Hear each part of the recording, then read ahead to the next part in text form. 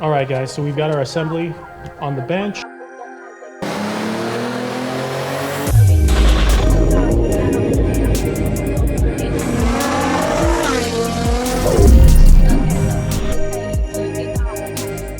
Little gift from my friends over in Edmonton, Canada, the Z Car Club. Thank you guys. Here it is. Thanks, guys.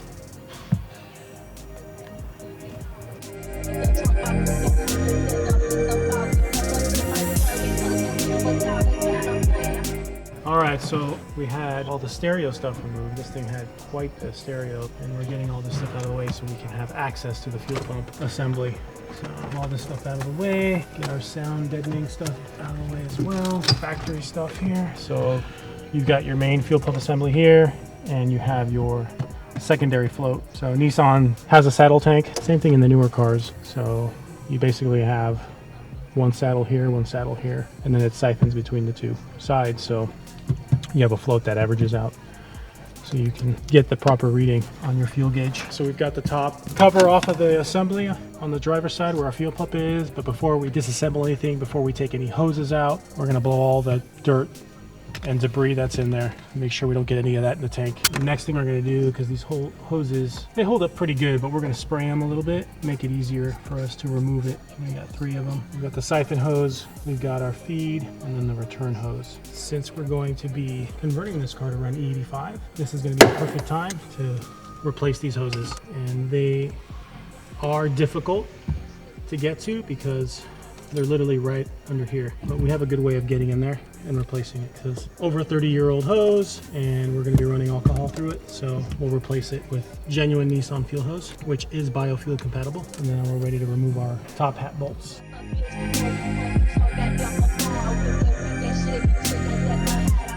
All right, guys, so we've got our assembly on the bench, and what we're going to do is we're going to start to disassemble some of the stuff. We're going to remove the fuel pump, and then once we do that, we can install our new pump. This guy simply just pops out. We're going to reuse that. This assembly, the zinc coating has survived really well. This car was garage kept, and this is where our new assembly is going to go once we get all this stuff off of here. We're going to remove our power and ground leads. We are not going to be reusing the wiring. We're going to use the connector that comes with the install kit for the Walbro. All right, we got our last bracket off. We've got some good access to the relief valve. All right, and there it is. And then we're not gonna use this guy. So our new kit comes with a new O-ring for that. And then there it is. And then we'll basically get started in the reverse order here. So we've got our fitting that's going to go into the assembly. We're just going to reuse the factory hardware. O-rings on it. We're going to use a little bit of our lubricant. Give a nice coating to that O-ring. You don't want to install it dry. Wiggle it into place. And we're going to reuse those bolts. Came off the factory valve. And to talk about, again, what what this guy does is at a certain pressure, this guy opens up and it bleeds fuel. And we don't want that happening. Otherwise the engine's going to go lean. Come up. There you have it. There's the new fitting, and we'll get working on our bracket assembly that holds our new Walbro fuel pump in. This way, this guy is keyed. Goes in simply like that. Really, really nice, simple install. Hardware through. All right, guys, so we've got our brackets in. We've got our bolt in place. Make sure it's just bottomed out. Tighten it down, and you're good to go. And then the next step is we'll get our fuel pump in there. Okay, so with our bracket in place and our fitting in place, we'll move on to the fuel pump. We're going to use the Oetiker hose clamps and the supplied hose. Work this guy on. It'll be easier to do this off the assembly. All right, there it is. This bad boy, we'll get the hose barb so that it's going towards the inside of the assembly, like that. And you just want to make sure that the pump is bottomed out, and you just need to make them nice and snug, just like that. We'll get our other clamp, push it onto the fitting. All right, we got our hose on. We'll finish crimping this down, and there it is. So we want this hose to go along this bracket. That way, when you go to reinstall everything, it makes it really easy to get through the access port we have on the top of the tank. Okay, we'll get our sock on there, and then the next step we'll do is we'll talk about our wiring and what I like to do. So again, we're going to get rid of the factory leads that come off of here. All right, I have a desoldering iron, which is going to help suck out the solder on these terminals. You just want to make sure you don't have any solder coming through the holes, and then we'll clean up these terminals. I like to use a little file, kind of open them up a little bit and clean it all up. we'll do that next. We've got our terminals cleaned up. We used our little file, and we'll run our wiring. Make sure you obviously go where the old positive lead was and match that up. Start with our positive. Got our soldering iron. Gotta get it nice and hot so the solder gets the flow through the wire and the terminal. That, okay. We'll do our ground side just like that. So you've got some nice clean soldered connections with the proper gauge wiring in there. So you notice we left this full length the way it comes with the kit. So that way this can follow our hose. Because if you have it too short, you're gonna have a hard time installing everything. I like to put a little bit of this on there. Makes it easier to get that connector in place and locked in. We'll stick this guy back in, and there it is. Super clean, looks really good, and it's ready to drop back into the tank.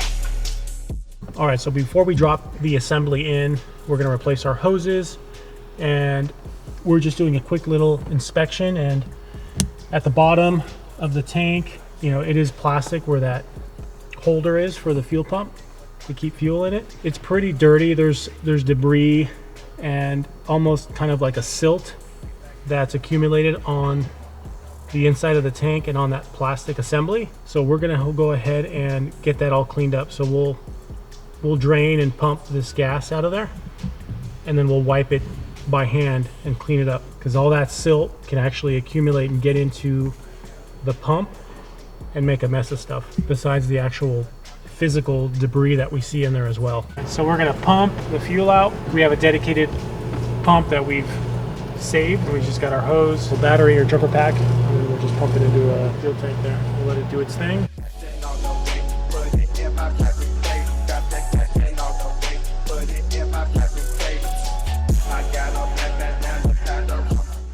All right guys, so we've got our flex fuel line and sensor installed.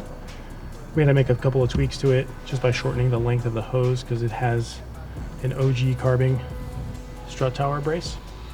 But we've got this here in place. We can still move this around if we need to check oil. It's the nice thing about this is it rotates, and so that we'll connect our setup, and then we'll run our wiring through the grommet on the passenger side, and then into our ECU. We've got our Bluetooth analyzer installed. We'll connect our harness, and then what we're gonna do is we're gonna cleanly run it across and to the side of the fender and through the grommet on the passenger side behind the fender well. We'll do that. All right, go ahead. All right guys, so we're gonna get this fender liner moved out of the way slightly so we can run our wiring through. This is where I like to run a multitude of wires if you're doing like a ECU, gauges, sensors, whatnot. Run them through here. This is the best, clean, safest way. Keep it away from heat. So basically our wires are just gonna come right down through here, and I'm gonna feed them through. So we'll tape up the ends, and we'll feed them right through and into the cabin. So we're gonna tape these up, remove this tape once we get it through to the other side. There you have it, and then we'll run it through the grommet. This already has an opening we've made in the past. We'll get it through.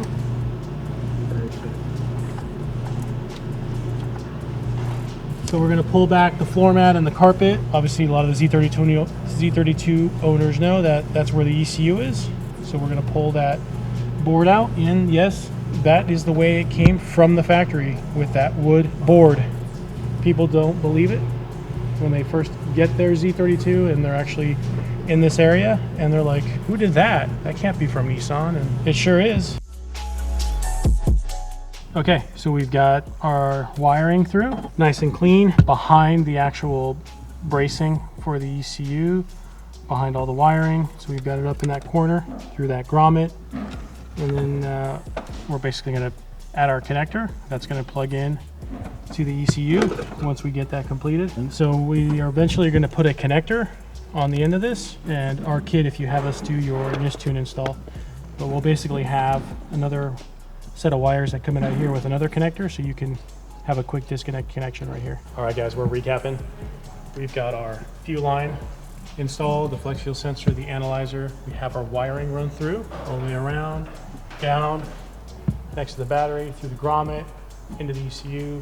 The next step is we're gonna wire up that ECU, get that Nissan Type 2 board installed with the feature pack, so we can enable the flex fuel, and we're gonna wrap up just putting in the fuel pump.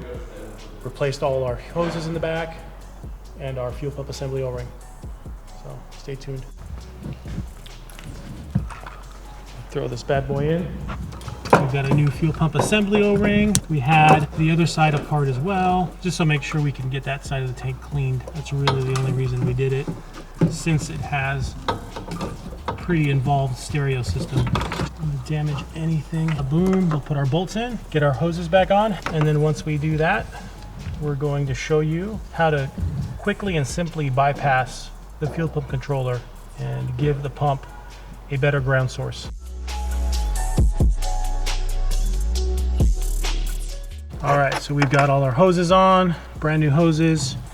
Assembly is back in, and then now we're gonna prep to do our fuel pump controller bypass. All right, guys, with our kit, you have the option of getting the ground wire, and we're simply gonna go, this is our power wire for the pump, right? So it's the white, purple striped wire, that's power. The one right below it, this is our main ground, and this is what we're going to tee into. We're not gonna cut it, we're just going to tee into it, and then we're going to run it to the factory ground over here. It's a little tough to see. This car has a lot of aftermarket stereo stuff, but we're gonna put it to the factory ground point right here. So we're gonna strip this wire back like so we can expose wiring, and we ship this ground wire in 14 gauge form. So all you have to do is attach it and solder it. And then what this does is it's going to give the pump 12 volts all the time. So the fuel pump controller in the twin turbo is a 3-stage controller. It basically steps the voltage up. So at idle, you're running like 6 volts, and then it goes up from there. Full throttle, it'll go to 12 volts. So this is gonna run it at 12 volts all the time. There's nothing wrong about this. There's no downside. You know, the fuel pump controller, if you try to use it with an aftermarket pump, you'll find out quickly that that controller is gonna fail. Car will leave you stranded. One thing it will do on a stock fuel pressure regulator, which is totally fine to use, is you will have higher fuel pressure than 43.5. The benefit though of this is you're gonna get a little bit more out of your injectors. You can install an aftermarket fuel pressure regulator, but we've been doing them like this with the stock regulator on single pump cars easily for almost 15 years with no issue. No downside to doing it. If anything, you're gonna get a little bit more volume of fuel through your injector. So if you're running like a 740, you can get closer to probably 600 wheel on a 740cc injector, versus if you had the fuel pressure at 43.5, you'd probably max those things out around 550. So it just gives you a little bit more headroom. So we'll go ahead, we're gonna get this soldered up, and we're gonna apply our soldering iron there, let it get nice and hot. I put a little bit of solder beforehand to help it flow through, and then we can kind of test this out a little bit here. Start feeding it directly to the wire so you don't get a cold solder joint, just like that. All right guys, so brake master cylinders for the Z32 also works for the S chassis, so the 240SX, S13s. It's been really hard to get a good quality part lately. Nissan stopped making their brake master cylinder, unfortunately. Centric has been difficult to get parts. You know, a lot of us have been trying to get Centric parts, StopTech parts. It's hard, and really haven't had the best luck with those parts sometimes. HFM out of Australia has a nice solution for the brake master cylinder on the Z32. We've been using these now for a year and a half. Very happy with them. For the guys who want to get rid of the ABS, they have that option too, and it works for ABS vehicles as well. So I like the body. It's painted in black. You got your HFM logo, part number, and they also make these in right-hand drive. So if your Z32 is right-hand drive, obviously for the GTR guys, STs, whatnot, and you can see that on this Z32, this thing started to develop some leaks of the old master cylinder. This is an original, pretty nasty, but thankfully we've got our HFM brake master cylinder ready to go on this Z32.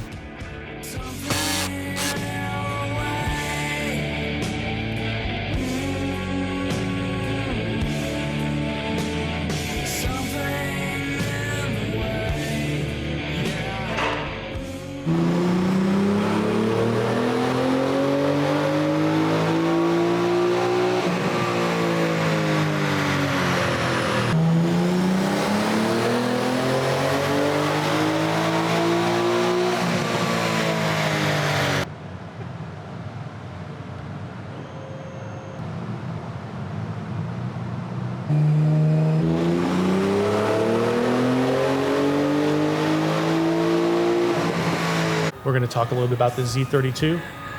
I hold it near and dear to my heart. It's a car that I've been working on for 22 years.